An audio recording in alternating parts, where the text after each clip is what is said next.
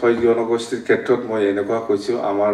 বড়োসকলৰ লগত বিভিন্ন এংগেলত মই আলোচনা কৰিছোঁ অসম চৰকাৰে আজি ছয় জনগোষ্ঠীক বা আমাৰ ট্ৰাইবেল সকলেও অসমৰ যিমান ট্ৰাইবেল আছে সবে কৈ আছে যে আমাৰ এক্সিষ্টিং ট্ৰাইবেল সকলে কোনো ক্ষতি হ'ব নালাগে ক্ষতি নোহোৱাকৈ ইহঁতক ট্ৰাইবেলৰ মৰ্যাদা দিয়াত কোনো আপত্তি নাই বা বিভিন্ন কথা আমিও কৈছোঁ দল হিচাপে